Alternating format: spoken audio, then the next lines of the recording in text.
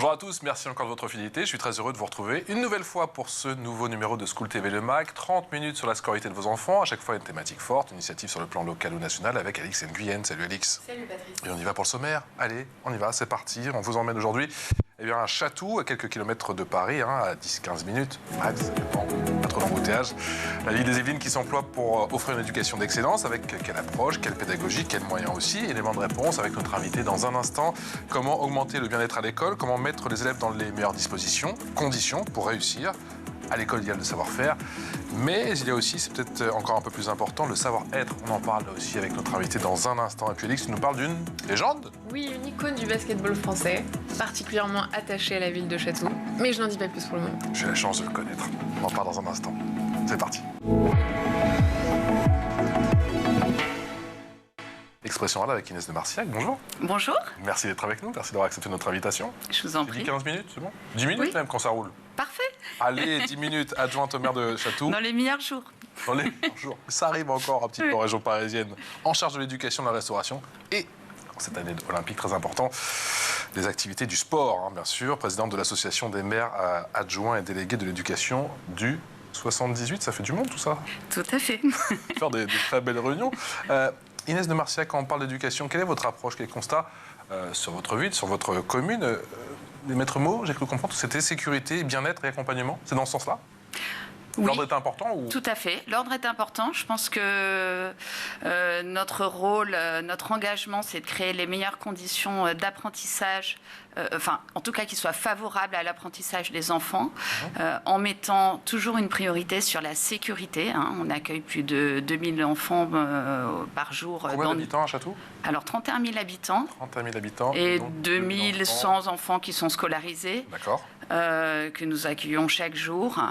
Et voilà, donc c'est vrai que c'est vraiment important pour nous de pouvoir créer ces conditions. Sécurité, bien-être et accompagnement. Tout à fait. C'est ce qui vous guide aujourd'hui. Quand on parle de sécurité, est-ce que vous faites allusion justement aux problématiques du harcèlement scolaire ou c'est plus global que ça? Oui. Oui, notamment les problématiques du harcèlement scolaire qui sont traitées, qui font partie d'un de nos axes pédagogiques. C'est vrai que les temps périscolaires à Chatou, c'est plus de 2000 heures qui sont délivrées soit sur les temps périscolaires, la journée, le temps d'accueil du matin, le temps du déjeuner, l'étude pour les élémentaires et la garderie du soir pour les maternelles et les temps extrascolaires pendant les vacances. Donc, on a des axes pédagogiques qui sont divers. Le premier d'entre eux, c'est évidemment le savoir-vivre et le savoir-être. Là, on tâche d'accompagner les enfants en fait dans leur développement affectif, physique et psychique, et aussi dans leurs relations par rapport aux autres. C'est important qu'ils se sentent en sécurité, qu'ils passent du bon temps aussi sur les temps périscolaires. On privilégie tout ce qui est ludique. Ouais. Et vous coupez, mais vous m'avez dit 2000. Le chiffre est quand même assez important. C'est un budget conséquent, j'imagine, et c'est un vrai choix politique d'accompagner les enfants sur les temps du péri et de l'extrascolaire. Tout à fait. Alors, le budget, oui, c'est très souvent l'éducation, le premier budget pour une ville en matière de fonctionnement, puisque la ville est propriétaire des locaux. Donc, la politique éducative, ça va bien au-delà des axes pédagogiques.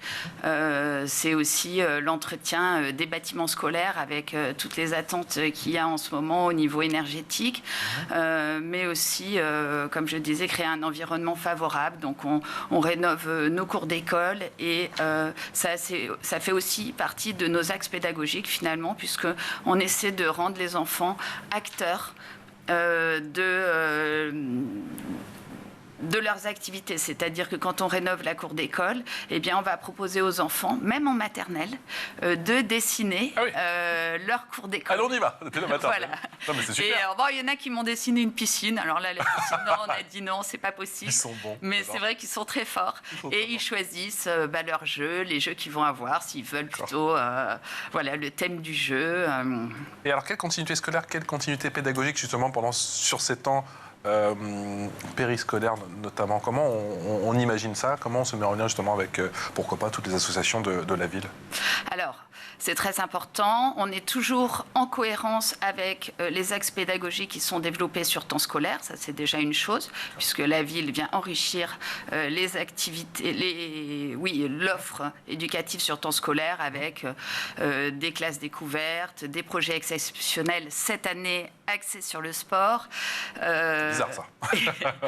Et de manière générale aussi sur le sport, hein, avec un éducateur sportif. Et des tournois de flag rugby, des biathlons, enfin voilà. Et sur les temps périscolaires. Flag rugby? Flag rugby. Ah, je vais pas. C'est du rugby touch. Du rugby touch? Oui, c'est du rugby sans plaquage. Voilà. Ah, ça m'arrange, comme ça on se blesse pas. Les parents préfèrent. Oui, moins de casse à la maison. Exactement. Est-ce que vous avez des actions qui favorisent l'égalité des chances et l'inclusion? Oui, tout à fait. Alors déjà, la plus belle action pour favoriser l'inclusion, c'est d'accueillir les enfants différents, les enfants porteurs de handicap. Donc c'est pas toujours facile.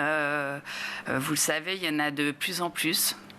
On appelle ces enfants souvent les enfants à besoins différenciés parce qu'il n'y a pas deux handicaps qui sont exactement identiques.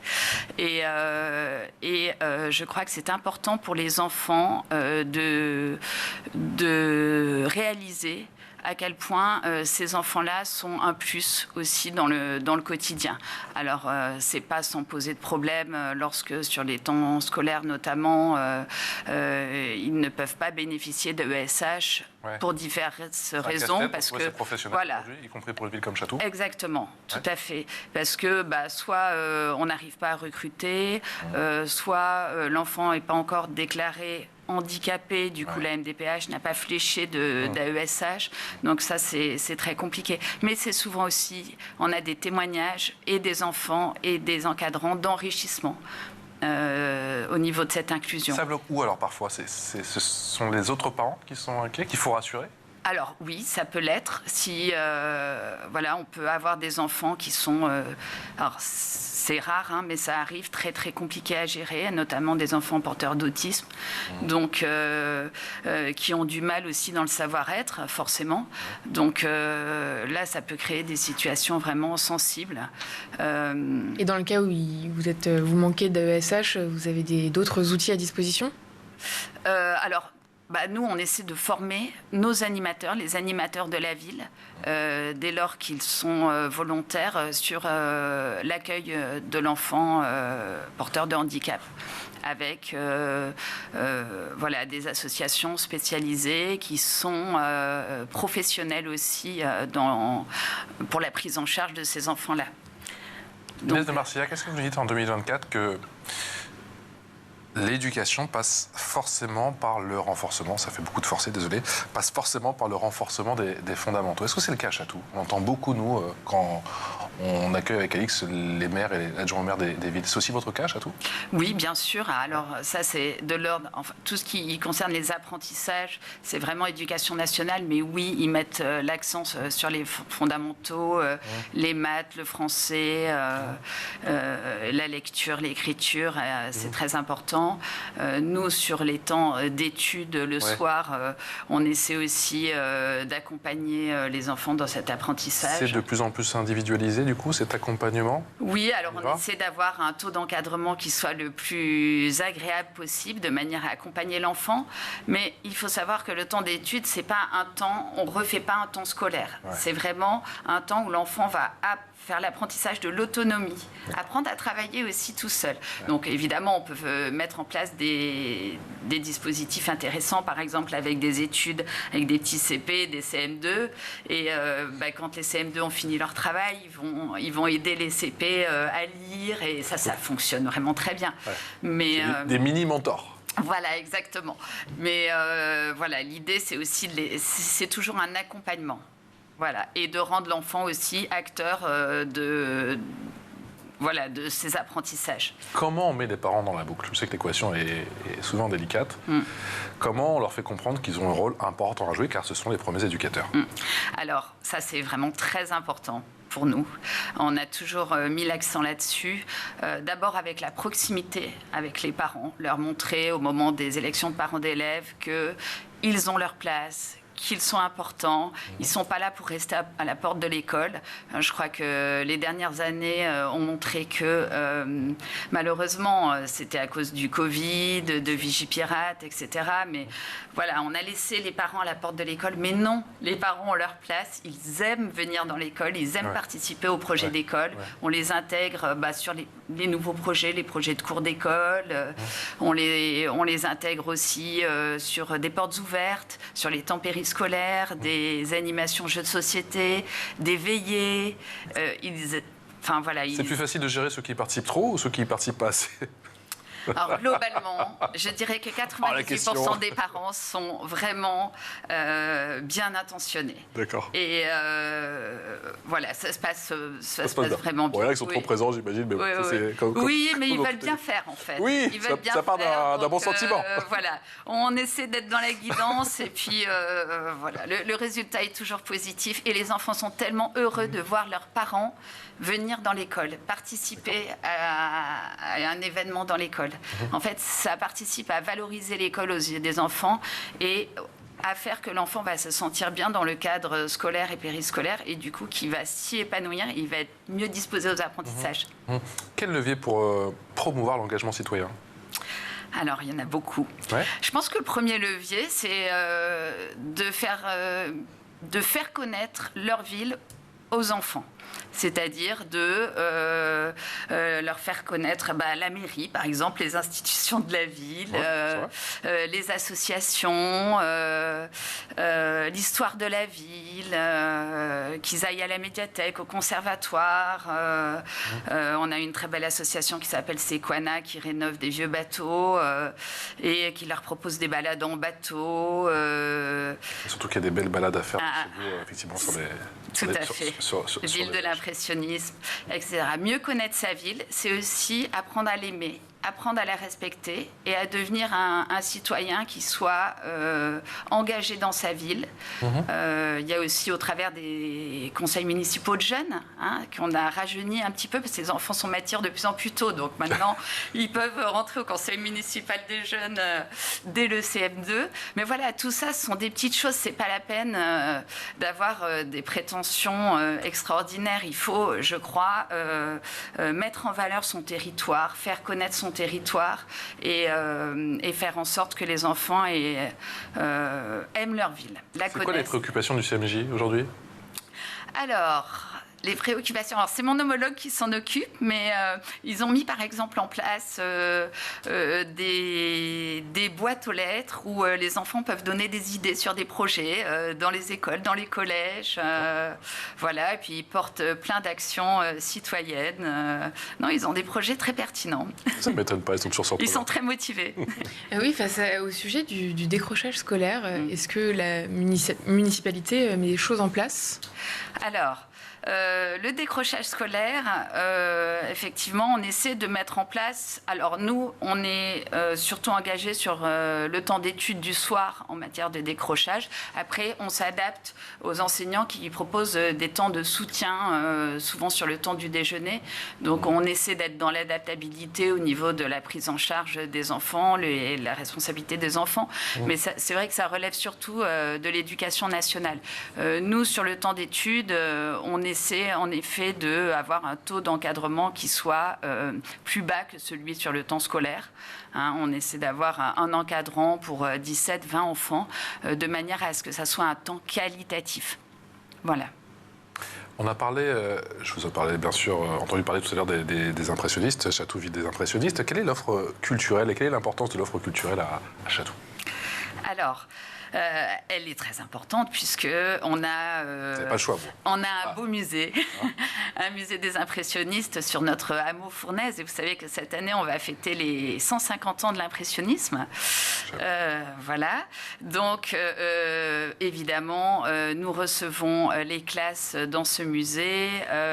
On a eu une très belle exposition immersive avec l'hologramme de Renoir, d'Auguste Renoir, qui parlait aux enfants puisque Renoir a peint plus de 140 tableaux sur nos berges de Seine. Et donc voilà, les enfants de Chatou doivent absolument connaître les peintres impressionnistes. C'est la base, s'il vous plaît. C'est un prérequis indispensable. Et vous êtes en quête d'un label à Chatou, vous en avez déjà un justement sur la culture ou pas? Je sais que c'est pas forcément votre périmètre. Alors, c'est pas mon périmètre, mais on est ville impressionniste et je sais qu'on est bien valorisé aussi par notre office du tourisme Saint-Germain-Boucle de Seine. On essaie de le mettre en valeur le plus possible. Alors, au niveau culturel, on a aussi un conservatoire. D'accord.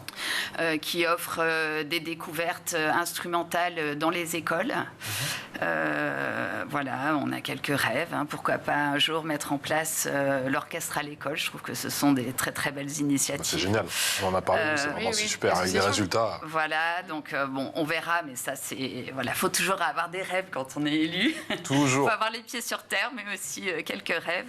Et, il commence à s'implanter dans pas mal de villes. Exactement, tout à fait. Et puis, on a une belle médiathèque qui propose aussi des interventions, des collaborations avec les enseignants qui sont toujours adaptés à l'âge des enfants. Voilà, sur des thèmes différents. Ça peut être le roman policier, la BD, voilà, pour faire aimer le livre. Faire aimer le livre, parce que c'est vrai qu'on ne le rappelle pas assez souvent, mais la ville a une responsabilité aussi en termes de lecture, justement. Vous, votre outil principal, c'est la médiathèque? Oui, c'est la médiathèque. On essaie de mettre à disposition des bibliothèques sur le temps du déjeuner, qui sont souvent gérées en tout cas parfois par les parents d'élèves, et qui gèrent très bien. D'accord. Parce qu'une bibliothèque, ça a l'air très simple, mais non, il faut trier les livres, les renouveler, les entretenir. Donc voilà, les parents sont très investis là-dessus aussi. Et puis, on a aussi une très belle ludothèque. Une association qui s'appelle Ludocat. Ludocat. Voilà. Et qui propose des animations aux enfants, aux familles, jeux de société. Et il m'impressionne toujours quand je vois la diversité des jeux de société qui peut exister. C'est assez impressionnant, mais les enfants adorent. L'offre culturelle, mais également le sport, on le voit dans la loupe. C'est tout de suite. Alix, aujourd'hui, tu nous parles de l'engagement d'une icône du basket, particulièrement très, très attachée à cette ville de Chatou. Oui, et cette légende n'est autre que Georges Eddy, le journaliste qui a très largement contribué à populariser la NBA en France. Eh bien, saviez-vous, Patrice, que si Georges Eddy est né en Alabama, on atteste son accent, eh bien, sa maman est originaire de Chatou. Ses grands-parents y ont d'ailleurs toujours vécu. Il semble avoir un réel attachement pour la ville, puisqu'il n'est pas rare de le croiser sur le terrain de basket de l'île des Impressionnistes. Sur le playground. Yes. Or, Georges Eddy ne se contente pas de jouer, puisqu'il a largement contribué à la rénovation de ce fameux terrain, grâce à son association Playground Time, qui agit pour des terrains durables et solides. On l'écoute. J'ai créé l'association Playground Time avec Guillaume Pessel afin de conseiller des municipalités bénévolement comment construire des terrains de basket, de les rénover au moindre coût et en choisissant les bons matériels, comme Guillaume a fait en supervisant la construction du playground de Chatou sur les îles des Impressionnistes. Nous avons voulu aussi créer une communauté autour de notre playground avec des événements, un tournoi qui a été un gros succès avec les jeunes du coin et également des événements en soirée avec le cinéma de Chatou en diffusant des films qui traitent le basketball. Donc l'idée, c'est de dire aux jeunes de sortir de chez vous, de laisser vos écrans derrière, prendre de l'air et faire du vrai basket avec vos copains sur ces terrains en plein air. Et nous avons ajouté aussi un volet sensibilisation pour les gestes qui sauvent après des problèmes cardiaques que j'ai connus personnellement. Et sa mission ne s'arrête pas à Chatou, puisque Georges Eddy entend rénover les playgrounds de France. Pour de nombreux jeunes, ces espaces sont essentiels. Ils les représentent de véritables lieux de vie.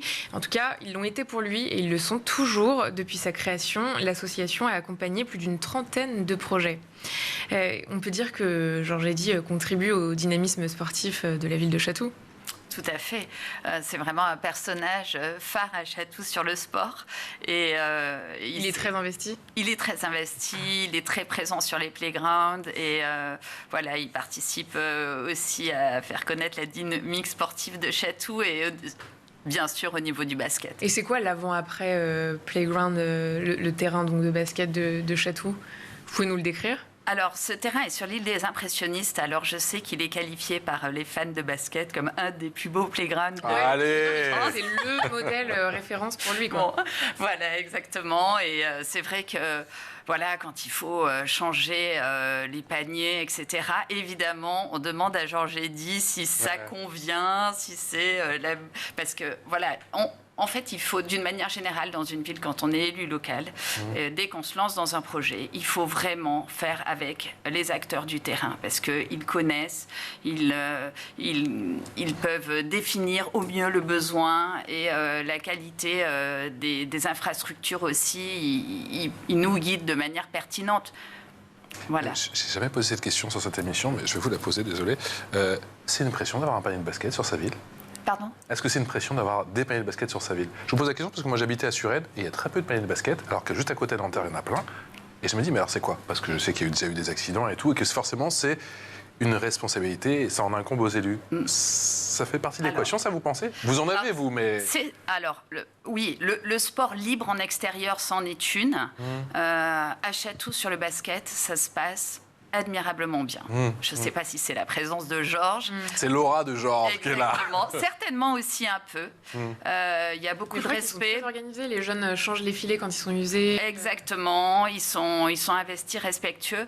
Alors, il faut dire aussi que notre playground de basket, alors on en a un autre qu'on va faire rénover, quartier de l'Europe, qui a subi aussi des dégradations, du vandalisme. Donc voilà, on s'en est un peu désolé, mais ça se passe bien parce que l'île des Impressionnistes, l'environnement, il n'y a pas de voisins proches. Donc en fait, le sport libre, la principale contrainte du sport libre en ville, c'est évidemment les nuisances sonores. Donc on a pu avoir des problèmes, mais pas avec le basket. Les JO, c'est demain, ça approche à grands pas. Et on est très heureux, très content ici, effectivement. Comment Chatou accompagne l'événement?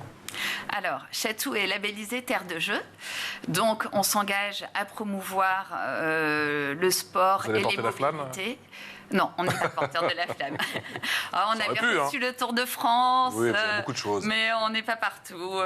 Voilà, mais en tout cas, on s'engage à promouvoir le sport et les mobilités et l'activité physique, notamment auprès des plus jeunes. Vous savez qu'il y a des médecins à l'heure actuelle qui disent que si on ne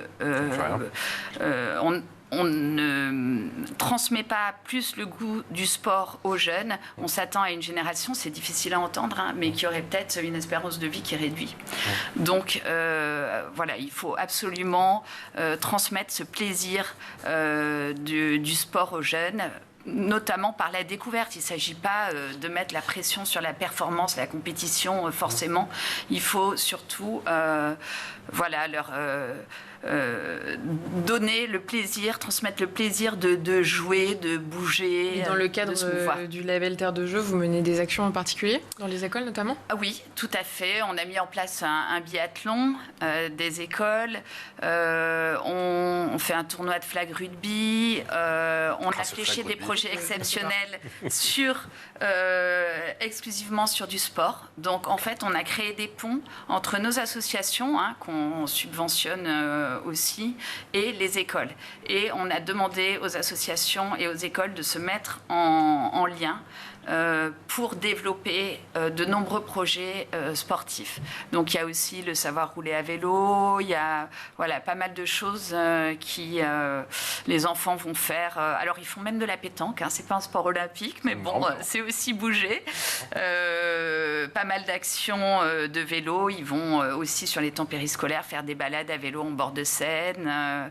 Voilà. Et là-dessus, il y a des partenariats entre guillemets avec les autres villes. Je rappelle que vous êtes présidente de l'association des maires adjoints délégués de l'éducation du 78. Ça fait du monde. Vous c'est un des sujets, justement. Vous conversez de ça avec le avec nombre vos de homologues. sujets qui peut être débattu au sein de l'AME 78 est dantesque. Dantesque. Ouais. Donc, on a un WhatsApp entre élus. Faut voir, c'est 1000 messages par jour. Ah oui, ça va de la serviette à l'école maternelle, en passant par, évidemment, des sujets bien plus importants aussi. Mais oui, on parle du sport. On a fait une journée de rentrée au golf de Bethmont sur ce thème-là, et où on a reçu le comité départemental olympique et sportif des Yvelines, et c'était très riche. Alix ? Oui, on n'a pas évoqué le numérique. Vous avez un plan école numérique, je crois. Oui, c'est une place importante à Chatou. Oui, on n'était pas très en avance, et en 2019, on s'est engagé dans ce plan numérique. On a investi plus de 500 000 € dans nos écoles. On a fait ça en concertation avec les parents d'élèves et surtout les enseignants, pour comprendre un petit peu quelles étaient leurs attentes. Les enseignants qu'il a fallu former ou pas former ? Alors, les enseignants, je ne m'aventurerai peut-être pas sur ce sujet-là, mais c'est vrai que j'ai l'impression qu'ils se sont formés un peu aussi tout seuls, et ils ont des formations qui sont proposées par l'Éducation nationale. Encore faut-il qu'ils aient le temps de s'y investir. Mais c'est vrai que de plus en plus de jeunes enseignants sont très sensibles à ces nouvelles méthodes pédagogiques. Maintenant, toutes nos classes élémentaires sont dotées de tableaux numériques interactifs. Il y a aussi des petits robots numériques dans les écoles. On a des classes mobiles, tablettes et ordinateurs qui se déplacent, qu'on peut déplacer dans les classes. La bonne vieille salle informatique, c'est fini. Et, je suis nostalgique de cette bonne vieille salle. Voilà. Mais il n'y a pas d'apprentissage du numérique sans aussi apprentissage à un bon usage des écrans. Et on travaille en très proche collaboration avec une belle association, une autre très belle association catrovienne, qui s'appelle 10 jours pour voir autrement, qui chaque année organise un petit défi dans nos écoles, qui propose aux enfants, de sensibiliser les familles au bon usage des écrans. Donc pendant 10 jours, les enfants vont essayer le moins possible de regarder la télévision et leur téléphone, les parents aussi, ce qui n'est pas chose facile. Et pendant ces 10 jours, on ouvre les écoles, le conservatoire, la médiathèque, à des activités, et les parents peuvent venir avec leurs enfants, passer du bon temps autrement qu'en regardant la télé. Et ça a un succès fou. Voilà, ça participe à créer aussi du lien social dans nos écoles. Quelle éducation aux médias à Chatou ? Justement, vous qui parlez du règne des écrans. Alors, sur les temps périscolaires, on a des animateurs qui sont très férus de ces sujets et qui organisent des petits débats avec les enfants, justement, sur l'usage des écrans. Ils sont aussi habilités à créer des vidéos, alors suite des thèmes qui font partie de nos grands axes pédagogiques. Ça peut être la lutte contre le harcèlement scolaire, contre les discriminations, etc. Mais voilà, c'est encore l'idée que l'enfant est acteur